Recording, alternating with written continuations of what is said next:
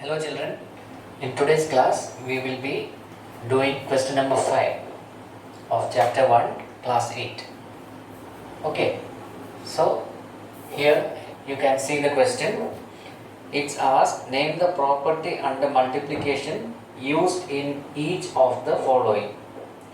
We have to identify the property which is used in multiplication of the given numbers. Okay, in the first question you can see minus 4 by 5 into 1 equal to 1 into minus 4 by 5. So all of us know that any number multiplied by 1, it will give you the same answer. When you multiply minus 4 by 5 into 1, here you will get minus 4 by 5, and here also you will get the same answer, minus 4 by 5. So we have already studied that any number multiplied by this 1 will give you the same answer, and this property is known as multiplicative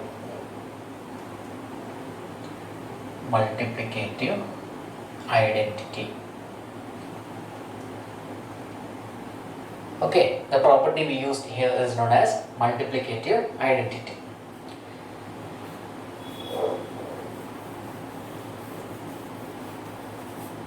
Next, question number 2.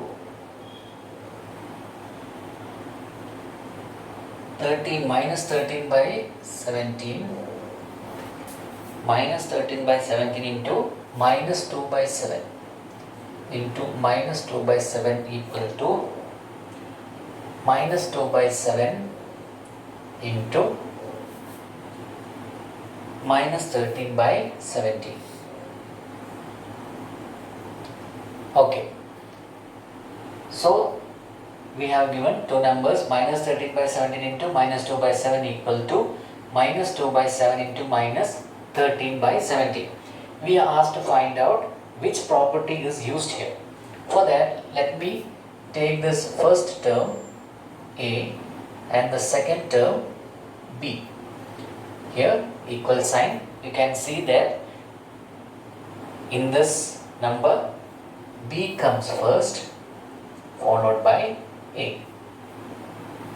So we can say that A into B equal to B into A. So which property is this? A into B gives the same answer when we multiply B into A also. So which property is this? This property is known as commutative property. Commutative property. Okay, commutative property, because A into B is equal to B into A. Property, commutative property of multiplication. Okay. Third question. Minus 19 by 29 minus 19 by 29 into 29 by minus 19 equal to what? Equal to what? What is this? Minus 19 by 29 into 29 by minus 19. Here we have just interchanged the numerator and denominator. If we do that, we are getting the answer 1. We have already studied that what you call these terms when you interchange the places of numerator and denominator. So the property we use here is known as multiplicative inverse. Multiplicative inverse.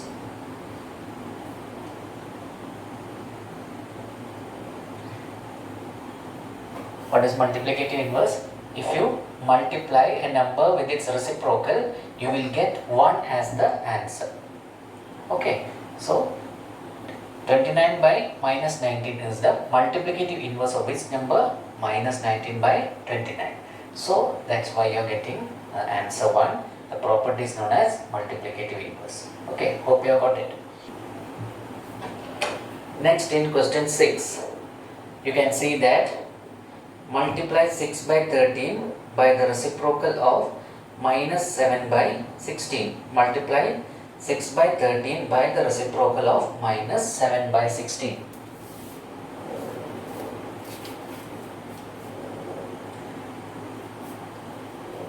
So numbers 6 by 13 into reciprocal of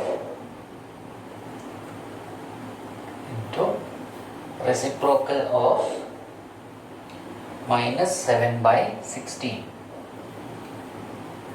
So before multiplying this, we have to write what is the reciprocal of minus 7 by 16. Reciprocal of minus 7 by 16 equal to, what is the reciprocal of minus 7 by 16? It is minus 16 by 7. Now you will have a doubt in mind why negative sign is put on the top when the negative sign should be below or 7.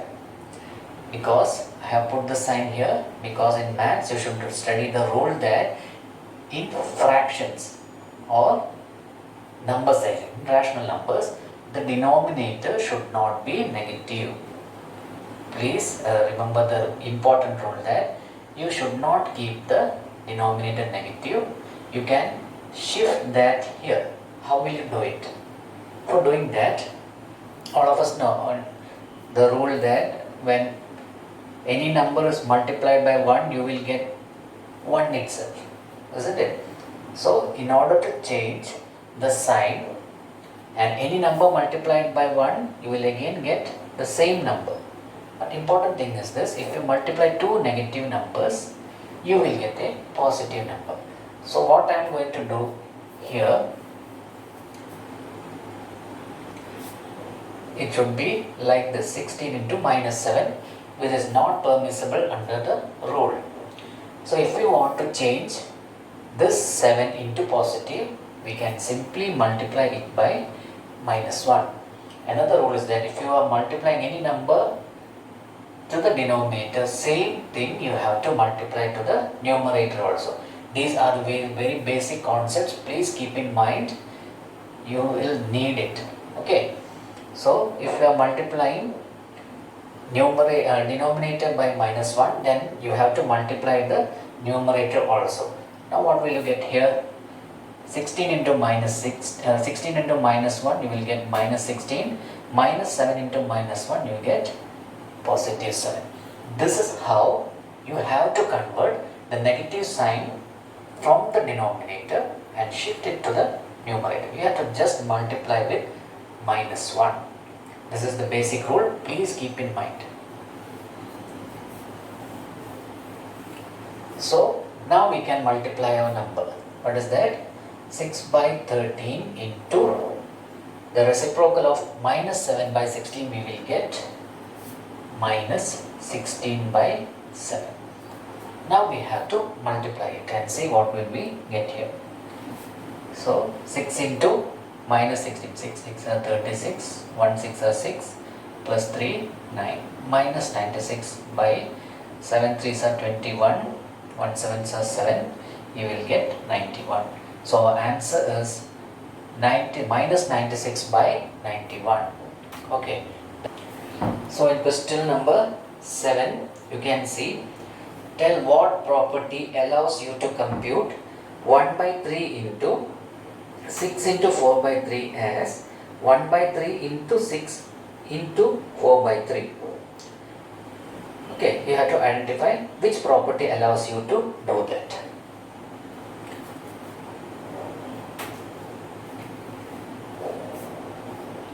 The numbers 1 by 3 into 6 into 4 by 3 into 4 by 3, we can multiply it as 1 by 3 into 6 into 4 by 3 into 4 by 3. We have already seen that. What we call this property,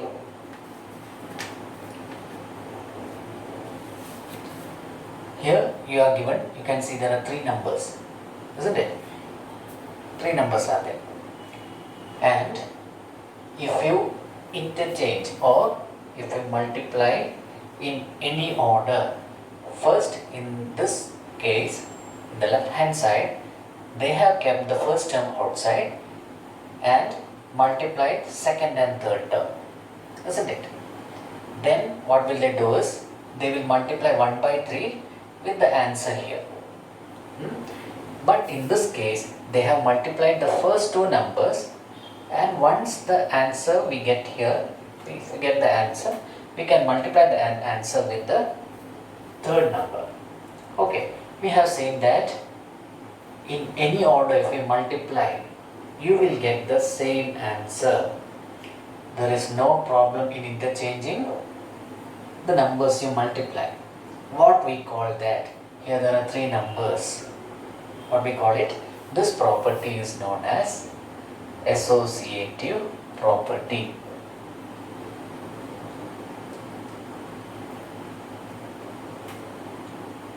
This property is known as associative property.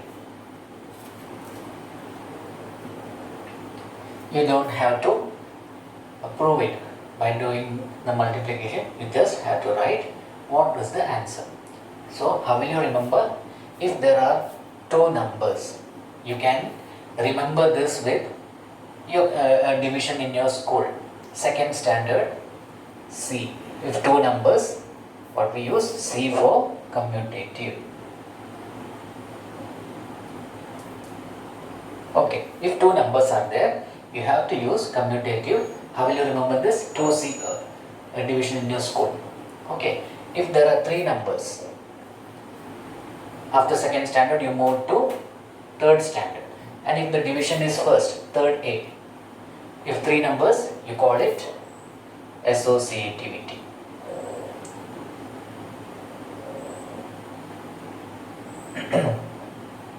Okay, 2nd C, or if 2 numbers are there, then the property is commutative. If 3 numbers are there, 3rd A, associative. In this way you can easily remember. Okay, if 2 numbers, commutative property, if 3 numbers, associative property, because we have done both type. In the same exercise we have done both type. Okay, question number 8. Is 8 by 9 the multiplicative inverse of minus 1 by 8? Why or why not? Is 8 by 9 the multiplicative inverse of minus 1 by 8? Why or why not? So all of you know what is multiplicative inverse. We are given the numbers 8 by 9 and other number they are given as minus 1 by 8. Then you are asked, is this number the multiplicative inverse of this? For that you have to convert this is known as a mixed fraction. You have to convert the mixed fraction into an improper one. So how will you do it? First you have to multiply these 2 numbers. 1 into 8, then add the numerator divided by what is the denominator given here. It should come below. So minus 1 into 8 is minus 8. Then again you will get the same answer. You will keep the negative sign there and solve this. 1 into 8 is 8, 8 plus 1 is 9. So you are getting the answer minus 9 by 8. And you are given 8 by 9. You are given 8 by 9 and they are asking whether this number is the multiplicative inverse or not. So what will be the answer?